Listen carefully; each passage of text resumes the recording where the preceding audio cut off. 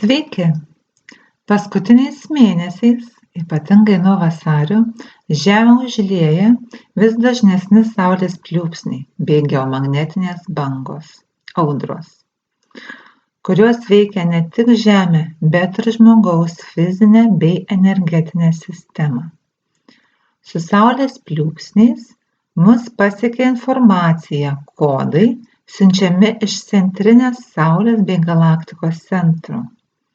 Šie kodai pasiekia ir veikia kiekvieną žmogų, nepriklausomai nuo to, tiki jis tuo ar ne. Nuovargis, be paaiškinamos priežasties, emocijų šokinėjimai, paleidimai, gaudimas ausyse, pasitaikantys galvos skausmai, kurių anksčiau neturėjote, suaktyvėjusios širdies problemos yra vieni iš simptomų, nurodančių mūsų fizinio bei energetinio kūno keitimąsi, tam tikrą metamorfozę, kurios metu kūnas keičiasi iš anglies pagrindų sudaryto kūno į kristalinę. Viskas, kas nesuderinama su dieviškąja energija, įeinančiais pakilimo perėjimo šviesos kodais, turi būti išstumta, išvalyta, transformuota. Kai kurie žmonės, ypač empatai, yra ypatingai jautrūs geomagnetinėms audroms. Šiandieną po ilgokos pertraukos iš Saulės dėmės išsiveržė X klasės Saulės pliūpsnys. Tai gana didelis Saulės pliūpsnys. O dieną prieš tai išsiveržė viena iš didžiausių paskutiniu metu matytų plazmos gijų. Laimei nenukreipta į Žemės geomagnetinio aktyvumo zoną. Antraip tai būtų buvę to pasekoje, mes galbūt turėtumėm G4, G5 geomagnetinės audras, kas yra labai stiprios geomagnetinės bangos. Taip pat yra tam tikrų mokslinių įrodymų, kad Saulės plazma yra sąmoninga. Tad žiūrint iš metafizinės pusės galime teigti, kad mes tikrai gauname tam tikrą informaciją per Saulės pliūpsnius. Minėti perėjimo kodai yra siunčiami dėl Žemės perėjimo iš 3D į 5D. Ir tai ne tik vienas iš reikšmingiausių įvykių Žemės istorijoje, bet ir kosmose. Šis perėjimas yra stebimas aukštesnių kosminių esybių, taip pat įskaitant Galaktikos federaciją. Vienas iš būdų palengvinti šį perėjimą yra įsižeminimas. Mes girdime labai dažnai kalbant įsižeminkit, bet iš tikrųjų, kaip tai padaryti?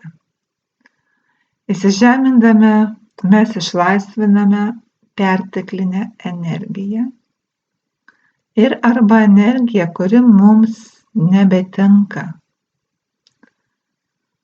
Jinai yra išlaisvinama į Žemę, kur ji yra transformuojama.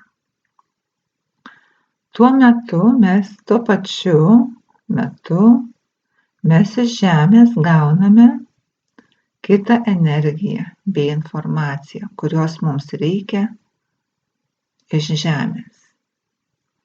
Žemė turi tinklą, kuriame saugoma visa informacija apie kiekvieną iš mūsų ir visą istoriją. Ir praktiškai žmonės senovės laikais, vaikščiodami basomis kojomis ant žemės ir gaudami visą tą informaciją, susijungdami su žeme, šitaip išsivystė. Nes Žemė yra manoma virš 4,2 milijonų senumo, tai įsivaizduokite, kokio masto yra surinkta informacija Žemėje. Ir kai aš sakau informacija, aš turiu omeny, kad viskas, kiekviena jūsų mintis, net neišsakyta, poelgiai, emocijos, viskas yra užregistruota Žemės tinkle.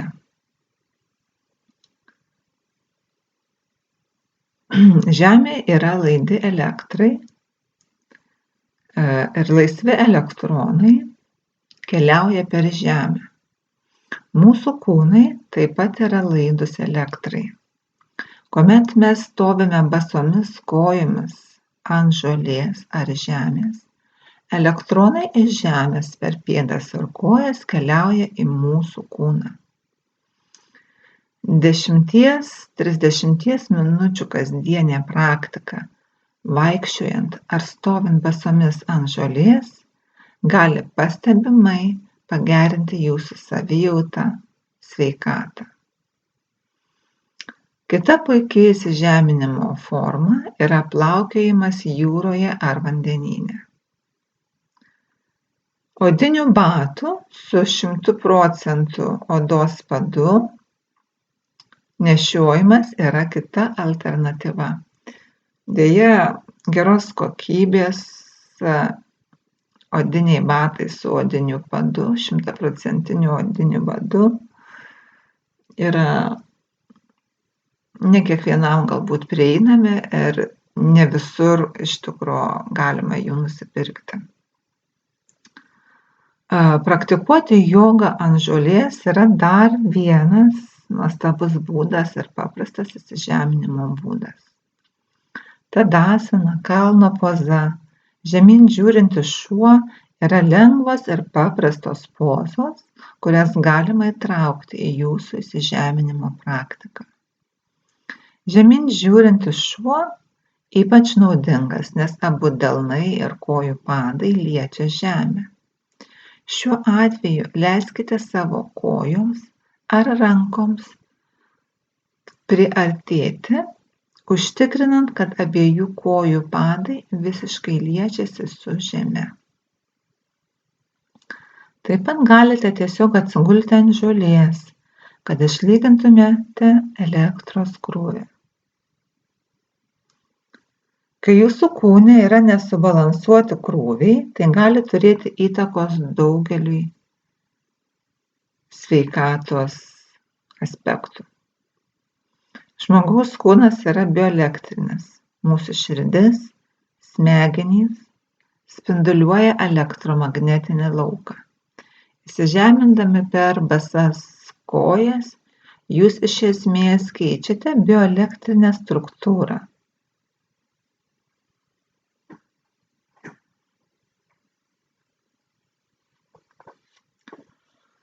Trumpai tariant, įsižeminimas radikaliai gali pagerinti jūsų sveikatą. Įsižeminimo metu yra organizme neutralizuojami elektros krūviai.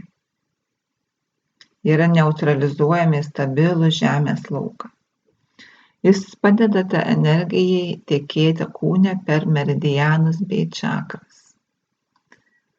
Įsižeminimas stabilizuoja nervų sistemą, sumažina nepageidaujamus elektros krūvius organizme, nes mes gauname elektronus iš žemės.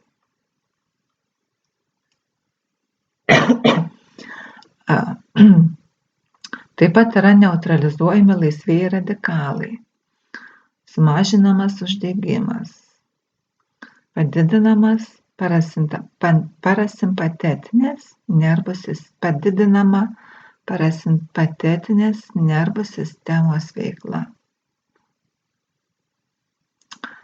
Kaip sakant, rest ir digest, tai yra poilsis ir geras virškinimas, kada mes nesame fight or flight mode, kovok arba skrisk toje, kaip pasakyti, būsenoje, ar ne? Kai mes esame strese, tai mes arba bandome kovoti, arba bėgti. O kai įsijungia ir yra suaktyvinta mūsų parasimpatetinės nervų sistemos veikla, mes esame labiau atsipalaidavę ir virškinimas geriau vyksta ir visas organizmas funkcionuoja žymiai harmoningiau. Įsižeminimas taip pat sumažina aritmijos tikimybę. Yra pagerinamas širdies ritmo kintamumas. Yra pagerinamas taip pat raudonųjų ląstelių zeta potencialas, neleidžiant raudonosiom ląstelėm susikaupti, susilieti vienoje vietoje. Yra sumažinamas širdies stresas, gerinama kraujotaka, pagerinamas lipidų kiekis kraujuje, netgi sumažinamas kraujospūdis. Taip pat įsižeminimas gerina žarnyno sveikatą. Tai yra lygiojo raumens aplink žarnyną aktyvumas normalizuojasi. Žodžiu, įsižeminimas yra tikrai ypatingai reikšmingas, naudingas ir aš sakyčiau, kad kiekvienas iš mūsų, pradedant vaikais ir baigiant pagyvenusiais žmonėms ir ypatingai pagyvenusiais žmonėms, nes pagyvenę žmonės susiduria žymiai dažniau su sveikatos sutrikimais. Natūralus įsižeminimas yra būtinybė, sakyčiau, ypatingai šiais ir ateinančiais metais, kada Saulės aktyvumas yra didelis, kada Žemė pasiekia stiprios ir intensyvesnės geomagnetinės audros, nes jos visos veikia mūsų tiek fizinę, tiek energetinę sistemą. Ir tiesiog pabandykite, padarykite patys tyrimus, jeigu netikite, suraskite literatūrą, o paprasčiausias dalykas, išeikite į kiemą, į parką ir tiesiog pavaikščiokite basomis arba galite atsisėsti tiesiog, jeigu nenorite ar neturite galimybės pavaikščioti. Tačiau be batų ir būdami tikri, kad jūsų padai pilnai liečia žemę ir tiesiog net galite rankomis, delnais atsiremti pilnai į žemę, nes mūsų delnuose ir paduose yra daug neuronų, per kuriuos iš žemės pas mus greičiau, imliau įteka elektronai ir harmonizuoja elektros krūvius, tuo pačiu harmonizuodami mūsų visą sistemą, mūsų visą sveikatą. Yra patartina maždaug bent jau tarp 10 ir 30 minučių užsiimti šitą praktiką, tačiau jautresni žmonės gali pastebėti skirtumą jau galbūt ir po 2 minučių. Intencija yra taip pat labai svarbi. Jeigu jūs, sakykime, turit kažkokį epizodą, galvos skausmą, ar kažkas vyksta organizme, jūs tiesiog spontaniškai kažkas prasidėjo, ar ne? Ir tiesiog su intencija padarykite tą įsižeminimą, kad aš paleidžiu iš savęs visą tai, kas mano fiziniam kūnui, energetiniai sistemai daugiau nebetarnauja. Aš paleidžiu iš savo sistemos visą tai, kas man per daug, išleidžiu, praleidžiu iš savo sistemos visą perteklinę energiją, su kuria mano kūnas šiuo metu negali susidoroti, sakykime.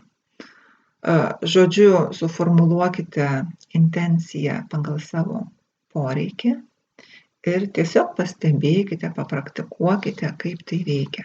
Man asmeniškai tikrai padeda, nes paskutiniais ypatingai 2-3 mėnesiais aš labai stipriai jaučiu perėjimo simptomus ir dažnai man kai kurie simptomai fiziniame lygmenyje pradeda pasireikšti praktiškai jau dieną prieš tai. Kaip aš sužinau, kad kai iš Saulės išeina, sakykime, didžiulis plazminis siūlas ar Saulės pliūpsnis, ar ne, mano organizmas jau reaguoja dieną prieš tai. Aš anksčiau neatkreipdavau dėmesio, o po to pradėjau viską sekti ir registruoti į savo, sakykime, dienoraštį ar užrašus. Ir priėjau išvados, kuri 100% patvirtina, kad mano kūnas man duoda signalus praktiškai jau dieną prieš tai, kai tas Saulės aktyvumas yra pasikeitęs ar kažkas vyksta, skaitant Saulės pliūpsnius, geomagnetinės audras, nes geomagnetinės audros Žemę paprastai pasiekia 2-3 dienos po Saulės pliūpsnio išsiveržimo. Tai tiek trumpai šiandienai. Tiesiog priimkite tai, kas jums rezonuoja, kas nerezonuoja, galite patikrinti patys literatūroje.